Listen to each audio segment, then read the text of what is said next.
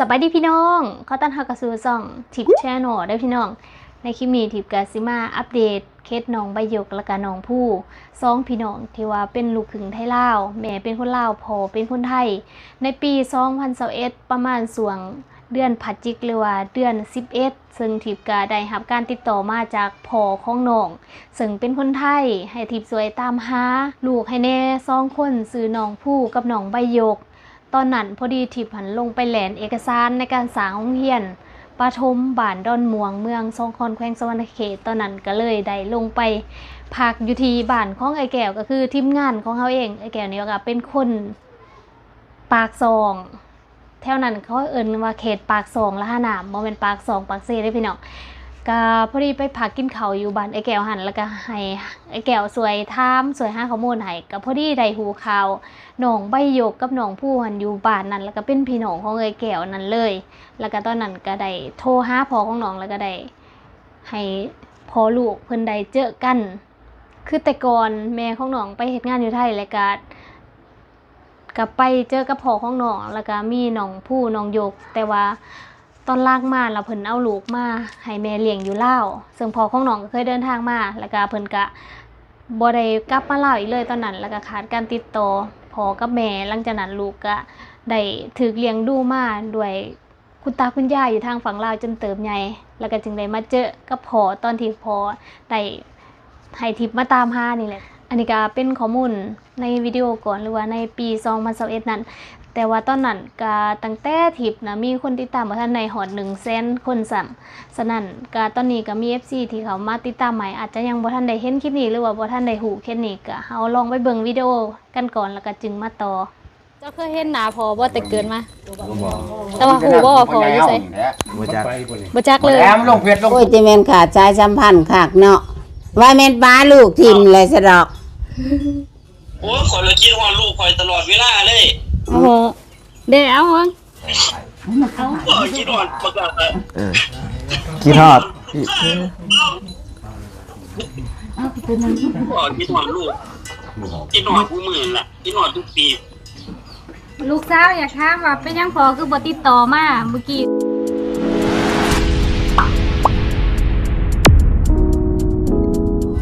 ตื่นเต้นบ่ไปเรียกไปเราก็ไม่ไปว่าแข่งตื่นเต้นบ่พร้อมหรือยังพร้อมเนี่ยนะพอเดี๋ยวเอาเบิ่งสวัสดีพี่อ่ะเอาจับเอาบ่เคยเห็นกระทำแม่พอคือบ่ติดต่อมายังกระทำอย่าหูยังกระทำคิดว่าประกาศคิดฮอด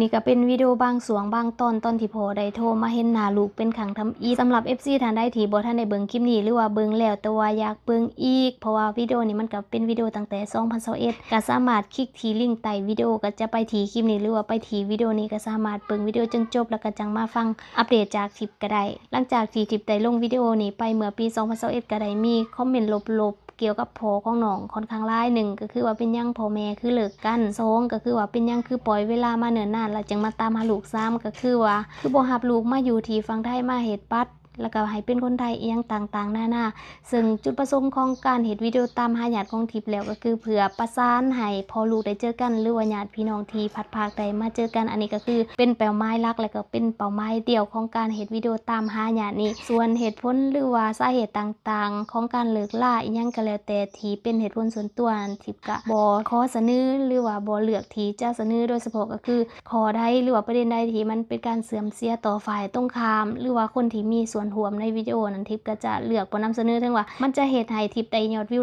หลายๆจะมีรายได้หลายๆแต่ว่าก็เลือกที่จะบ่นำเสนอในส่วนนั้นอันนี้ก็เป็นวิดีโอตอนที่ว่า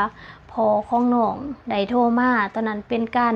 ที่ลูกทั้ง2คนได้เจอหน้าพ่อเป็นครั้งทำอิฐในรอบ16ปีของน้องหยกตอนนั้นน้องผู้น่าจะประมาณ17 ปีหรือ18 ปีนี่แหละที่เพิ่นเจอในตอนนั้นเนาะก็ถือว่าเป็นวิดีโอทำอิฐที่เห็นให้ FC ได้เห็นพ่อลูก และหลังจากนั้น FC กับเฝ้าติดตามเรื่อยมาว่าพอลูกตอนนี้เป็นจังไดหรือว่าตอนนี้น้องทั้งสองคนได้ไปเฮ็ดบัตรประชาชนเป็นคนไทยหรือว่าได้ไปอยู่ฝั่งไทยหรือยังได้เจอกับพอหรือยังหลายคำถามที่ถามเข้ามาตลอดระยะ 3-4 ปีตั้งแต่2021เป็นต้นมาเลยพี่น้องก็ถือว่าเป็นวิดีโอใน2คลิปที่ได้รับชมหลายที่สุดตอนนี้ก็น่าจะประมาณเกือบ2ล้านวิวแล้วบ่ฮู้คือกันบ่ได้เข้าไปเบิ่ง ก็เป็นเคสที่ว่าหลายคนให้ความสนใจสนั่นทิพย์ก็เลยมาอัปเดตในมื้อนี้แต่ว่าก่อนที่จะไปฟังอัปเดตทิพย์ก็อยากให้พ่อแม่พี่น้องได้ไปเบิ่งรูปภาพหรือว่าชีวิตของน้องๆในส่วนที่ผ่านมาเป็นจังได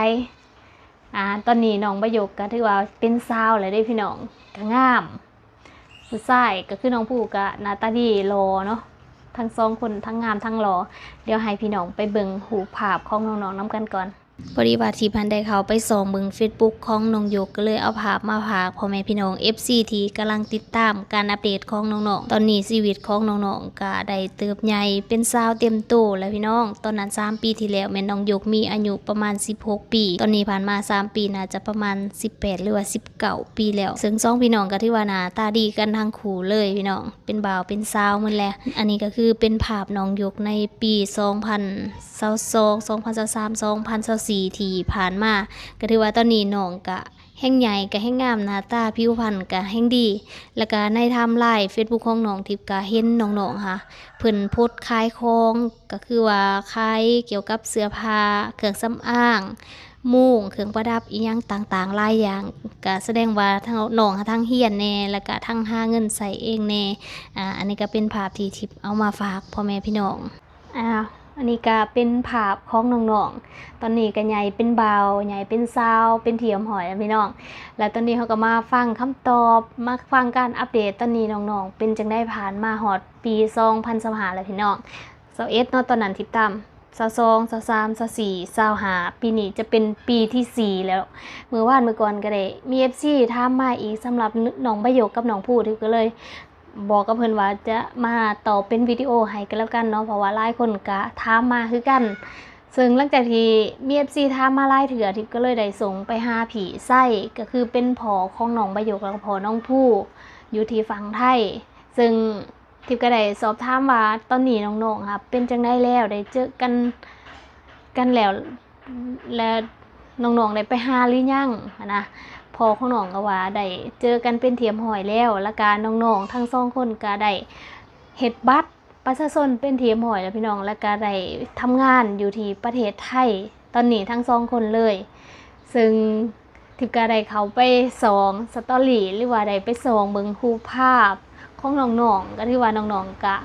แฮปปี้ดีเนาะมีความสุขดีก็ถือว่าตอนนี้ก็เป็นครอบครัวที่ว่าได้กลับมามีห้อยยิ้มอีกทีนึงหลังจากที่ตอนนั้นน้องๆก็ได้เติบโตมากับคุณตาคุณยายเนาะแม่ก็ไปทำงานพ่อก็ไปทำงานก็คือแบบพอไปคนละทางแม่ไปคนละทางเพิ่นก็เติบใหญ่มาอยู่กับตากับยายหรือว่าอยู่กับพ่อเฒ่าแม่เฒ่าตอนนี้ก็เพิ่นก็ได้มีชีวิตใหม่ได้เจอพ่อได้เจอแม่ก็ถือว่าชีวิตของน้องๆก็ดีขึ้นกว่าเก่าแล้วพี่น้องตอนนี้เพิ่นก็ใกล้18แล้วเด้เพิ่นก็หาเวียกเฮ็ดงานทำเป็นของตัวเองอยู่ที่ฝั่งไทยเป็นเทียมหอยแล้วอันนี้ก็คือคำตอบที่หลายคนเฝ้าติดตามหรือว่าอยากรู้มาตลอดว่าตอนนี้น้องๆเป็นจังได๋ในต่อไปนี้ก็สิให้พ่อแม่พี่น้องได้ไปรับชมชีวิตการเป็นอยู่หรือว่าเป็นวิดีโอที่แสดงถึงชีวิตของน้องๆในตอนนี้ถ้าพร้อมแล้วไปรับชมพร้อมๆกันเลยตอนที่ทิพย์ได้เห็นน้องผู้แล้วก็น้องยกครั้งทำอิฐทิพย์ก็รู้สึกได้ว่าน้องผู้แล้วก็น้องยกเป็นคนขี้อายแล้วก็บ่มีความมั่นใจในตัวเองตอนนั้นมาเบิ่งภาพปัจจุบันของน้องในตอนนี้กันเชื่อว่าหลายคนก็คือสิอยากเห็นภาพนี่ก็คือรูปน้องผู้แล้วก็น้องประโยคและก็คนทางกลางก็คือพ่อของน้องนั่นเองซึ่งพ่อนี่ก็น่าจะสร้างครอบครัวใหม่และนี่ก็คือสิแม่นแม่ของน้องแม่ของน้องยกน้องผู้ที่ว่าน้องผู้นี่นะคือแม่ส่วนน้องยกนี่นาคือพ่อและแม่นี่ก็คือสิแม่นสร้างครอบครัวใหม่ที่เว้าเราน่าจะเป็นจังซั่นแต่ว่าก็บ่ได้ถามเพิ่นดอกพี่น้อง บิ่งจากภาพวิเคราะห์จากภาพก็น่าจะเป็นจังสันอันนี้ก็คือเป็นภาพหลังจากที่น้องๆได้เจอกับพ่อและก็คือสิไปเจอกับแม่สิบ่แน่ใจว่าแม่นี่อยู่ที่ไทยหรือว่าอยู่ที่ลาวแต่ถ้าให้เราคิดว่าน่าจะอยู่ที่ไทยจังได้กาน้องๆก็ได้เจอกับพ่อแล้วตอนนี้น้องๆก็อยู่ไทยทั้งสองคนบ่ว่าจะเป็นน้องภูแล้วก็น้องใบหยกและนี่ก็คือภาพน้องภูหลังจากที่น้องภูได้เจอพ่ออยู่ที่ประเทศไทยพี่น้องเบิ่งภาพวันก่อนหรือว่าวิดีโอทำอีทหันยังจื้อได้บ่แล้วก็มาเบิ่งภาพน้องภูในตอนนี้ก็เรียกว่าเพิ่นก็ใหญ่ขึ้นหลายเติบได้จากตอนนั้นแล้วก็รู้สึกว่าการแสดงออกของน้องนี่ก็เปลี่ยนไปตอนนี้รู้สึกว่ามีความมั่นใจแล้วก็มีความสุขหลายขึ้นกว่าเก่าซึ่งสำหรับเวียกงานว่าน้องเฮ็ดเวียกหยังอยู่จังได๋หันที่บ่ฮู้เนาะเพราะว่าที่มันได้เซตไทม์กับพ่อของน้องแต่ว่าเพิ่นก็น่าจะค่าเวียกโดนๆแล้วเพิ่นจึงได้ตอบทิปมากก็เพิ่นก็บ่ได้ตอบมาหลายดอกพี่น้องบางทีเรื่องส่วนตัวเพิ่นก็จะบ่อยากให้ฮู้เนาะทิปก็เอาภาพมาให้พ่อแม่พี่น้องได้เบิ่งว่าน้องๆสบายดีเนาะนี่ก็เป็นรูปของน้องภูนะพี่น้องก็คือว่าน้องก็แฮปปี้เอนดิ้งดีอยู่เนาะนี่อันนี้ก็บ่ฮู้ว่าสิเป็น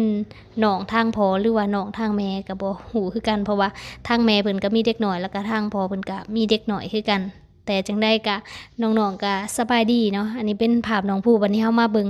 ภาพน้องใบหยกนํกันลืมบอกที่เห็นภาพน้องภูนะเพิ่นได้ถ่ายกับพี่มดดำบ่ฮู้ว่าเพิ่นเฮ็ดงานหยังคือกันพี่น้องเห็นบ่ภาพนี้นะก็ถือว่าน้องๆก็มีโอกาสหลายขึ้นกว่าเก่าแฮปปี้ดีตอนนี้มาเบิ่งน้องหยกปานนี้พี่น้องตอนนี้18 19ปีกำลังเป็นสาวขึ้นใหม่สมัยก่อนนะคลิปก็หน้าเด้งแบบนี้อยู่ได้พี่น้องตอนนี้มันก็ผ่านมาหลายปีแล้วตัดคลิปไปทิปก็นึกได้ว่าโอ้ตอนนั้นหลังจากที่แบบได้ถ่ายคลิปนั้นไปที่ว่าพอได้คุยกับลูกหลังจากนั้นประมาณ3 เดือนน้องภูน่ะเป็นคนไปไทยก่อนแล้วก็จึงแม่นน้องยกไปนี่บ่แน่ใจว่าสิเป็นสวง21หรือว่า22เนาะโหบนั่นนะประมาณ21หรือ22ที่เบิ่งอยู่เมื่อกี้หั่นลืมว่าตอนใดแต่ว่าตอนนี้น้องๆก็ไปอยู่ไทยมือทั้ง2คนแล้วก็น้องยกนี่เพิ่นก็คือสิเฮ็ดเวียกแล้วก็สุดสีเขียวนี่น่าจะเป็นสุดยูนิฟอร์มของน้องยกเลยพี่น้องนี่อันนี้ก็คือหูปปัจจุบันตอนนี้ของน้องภูและก็น้องยกสำหรับ FC ที่อยากติดตามชีวิตของน้องๆก็สามารถเข้าไปตามได้ตามสื่อโซเชียลของน้องๆที่กำลังขึ้นในหน้าจอตอนนี้เลยก็รู้สึกดีใจกับน้องๆทั้ง2คนตอนนี้ที่ได้ไปใส่ชีวิตในเมืองไทยหรือว่าได้เริ่มต้นชีวิตใหม่แล้วพี่น้องมีเวียกเฮ็ดงานทำล่ะมาอัปเดตให้เบิ่งละเด้อวันนี้อันนี้ก็ถือว่าเป็นการอัปเดตชีวิตของน้องใบหยกและก็น้องภูพ่อแม่ก็เป็นเคสที่ว่า FC เฝ้าติดตามและก็ให้ความสนใจหลายเนาะทิปก็ได้มาอัปเดตให้พ่อแม่พี่น้องได้รับผู้ได้รับฟังนํกันก็ถือว่าชีวิตของน้องๆตัวนี้ก็จบแบบแฮปปี้เอนดิ้งดีแหละพี่น้องอันนี้ก็เป็นอีกเคสหนึ่งลูกครึ่งไทยลาวที่มีชีวิตใหม่เนาะตอนนี้ก็ดีใจกับน้องๆแล้วก็ขอบคุณพ่อแม่พี่น้องทุกคนที่ว่าเฝ้าติดตามแล้วก็สนใจในเคสน้องๆซึ่งที่พันก็ยังให้พี่ไส้นะเป็นอยากโทรลมกับพี่ไส้เนาะแต่ว่าเพิ่นก็คือสียากเวียกคณะพี่น้องถึงก็เลยได้สอบถามเพิ่นแล้วก็มาอัปเดตให้พ่อแม่พี่น้องได้หาหูหาฟังนํกันในตอนนี้เนาะหลายคนก็คือสีหายสงสัยแหละพี่น้องก็สำหรับเคสได้ทีพี่น้องอยากหูหรือว่าอยากให้ทิปอัปเดตตื่มก็สามารถคอมเมนต์มาบอกได้เด้อพี่น้องสำหรับคลิปนี้ทิปกาซีจบไว้เพียงเท่านี้เจอกันใหม่ในคลิปหน้าสวัสดี